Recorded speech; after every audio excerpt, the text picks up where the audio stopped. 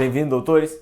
Nesse vídeo vou trazer alguns apontamentos sobre a novíssima resolução do Conselho Federal de Medicina que regulamentou a cirurgia robótica no Brasil e uma brevíssima pincelada sobre a responsabilidade civil. Aguardo vocês após a vinheta.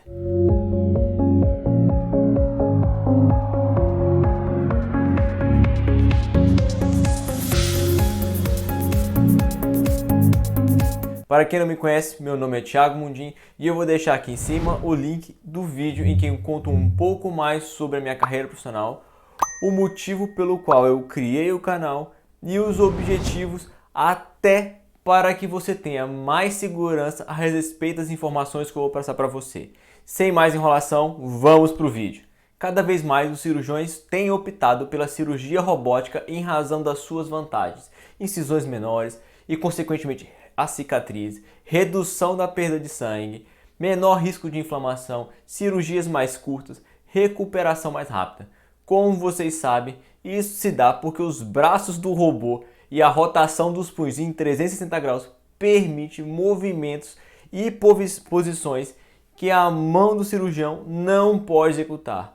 Muito embora a cirurgia robótica seja uma realidade no Brasil desde os idos dos anos 2000, no Hospital Albert Einstein, só em abril de 2022 o CFM publicou resolução regulamentando o uso dessa técnica no país.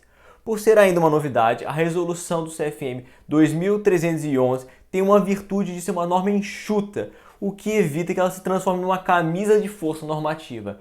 Trata apenas dos aspectos mais essenciais: local, treinamento, agentes capacitados e documentação. Para o vídeo ser mais dinâmico, não vou ler cada um dos artigos, vou apenas comentar o mais importante de cada norma, mas eu recomendo que leiam a resolução. Pode ser dando um pausa aqui no vídeo mesmo. O artigo 1º apenas traz a definição da cirurgia robótica. Já o seu parágrafo 2º classifica a cirurgia robótica como um procedimento de alta complexidade, o que acaba por atrair diversas limitações, como veremos mais adiante. O parágrafo 2º do artigo 1º determina que, para a cirurgia robótica, não basta o simples esclarecimento prévio por parte do médico e a concordância do paciente. O CFM tornou obrigatória a elaboração do termo de consentimento. Assim, mesmo que haja gravação audiovisual do esclarecimento e concordância plenamente válidos na Justiça, a falta de termo de consentimento configurará uma infração administrativa perante o CFM. Claro que, em sã consciência, salvo situação de urgência, nenhum médico faz qualquer cirurgia sem um termo de consentimento, não é mesmo? Aqui estou imaginando aquelas hipóteses em que o termo é perdido ou até mesmo descartado. Vou deixar aqui em cima um vídeo sobre a guarda do prontuário do paciente, o local adequado para ser arquivado o termo de consentimento do paciente. Outro ponto que merece destaque é que no termo de consentimento deverá constar, na parte dos riscos, aqueles que são próprios do procedimento robótico.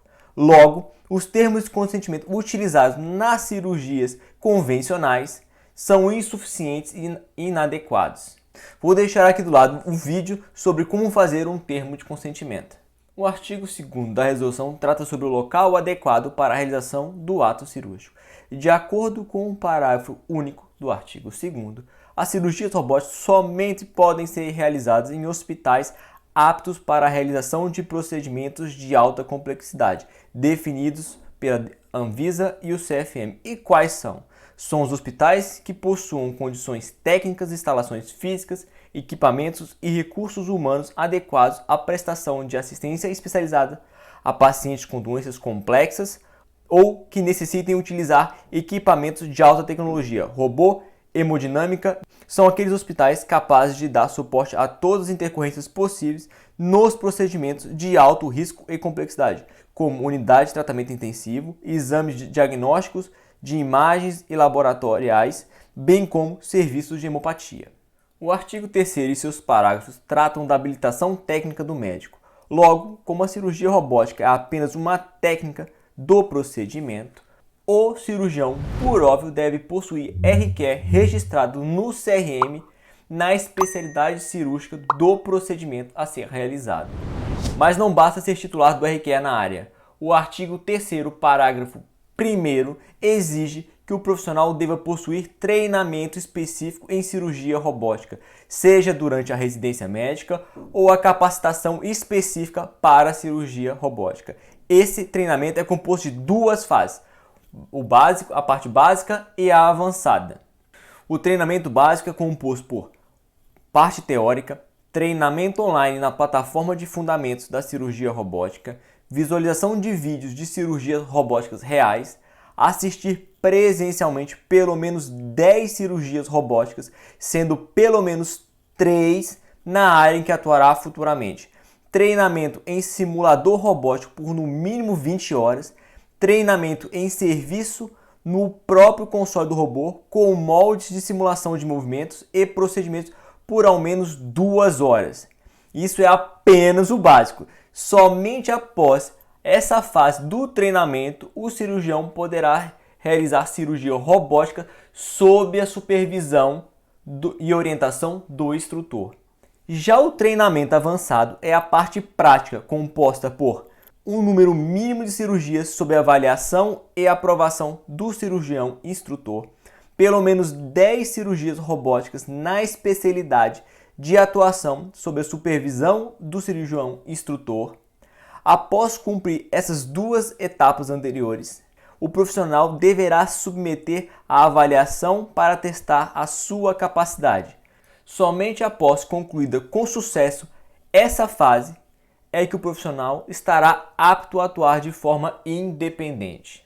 O parágrafo 4º do artigo 3º define as responsabilidades na cirurgia robótica.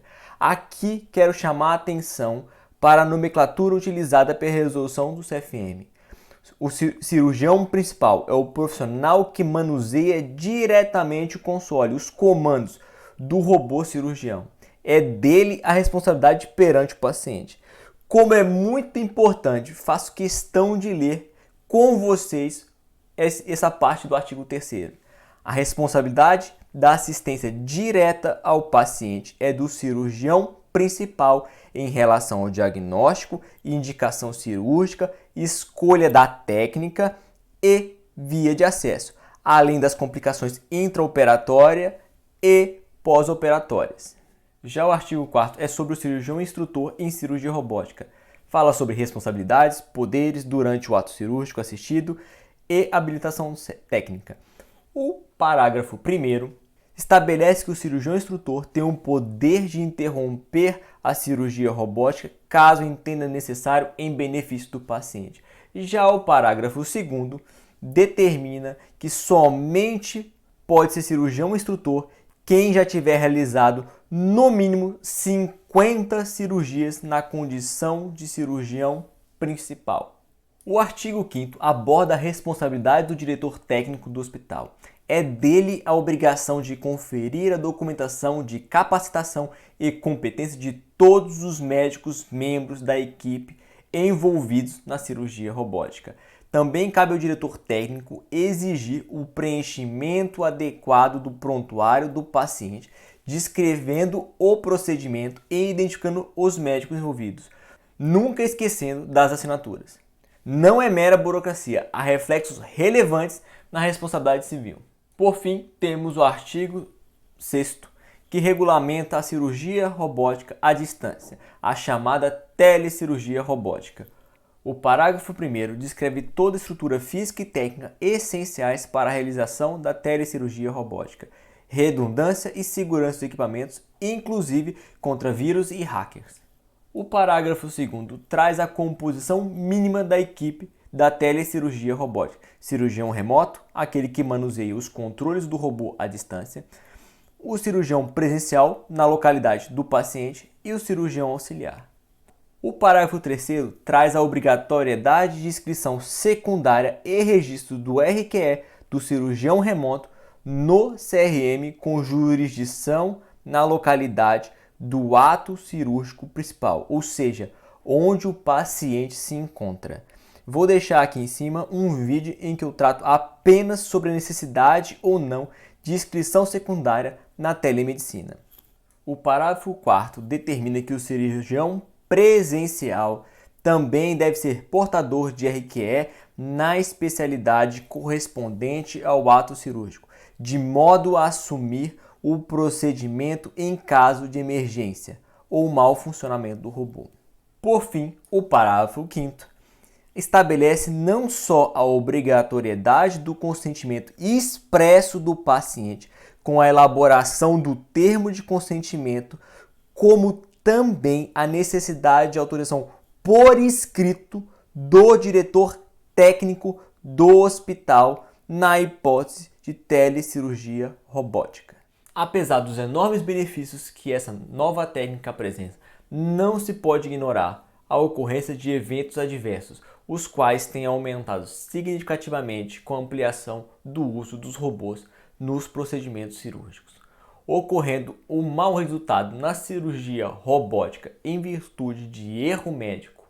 Haverá a apuração da responsabilidade por meio da caracterização da culpa em sentido estrito, seja imperícia, imprudência ou negligência.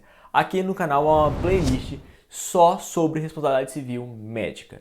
Por outro lado, caso o mau resultado na cirurgia robótica se dê em função do mau funcionamento do robô, software ou qualquer outro componente, cabe ao médico comprovar a ocorrência desse fato no processo judicial.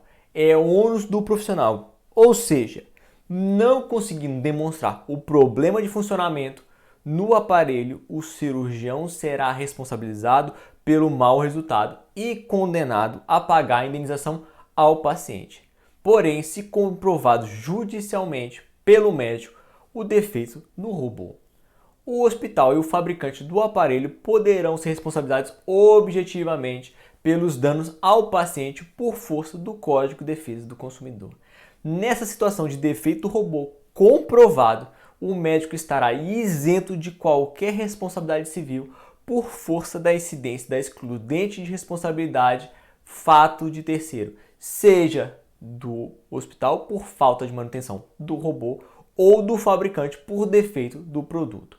Vou deixar aqui em cima também outro vídeo especificamente sobre excludentes de responsabilidade civil no direito médico. Um outro aspecto importante quanto à responsabilização é que, como cabe ao diretor técnico do hospital exigir a documentação de capacitação técnica dos médicos da equipe envolvida na cirurgia robótica, o hospital poderá também ser responsabilizado por dano ao paciente, caso permita a atuação de profissional sem o devido preparo técnico nas suas dependências.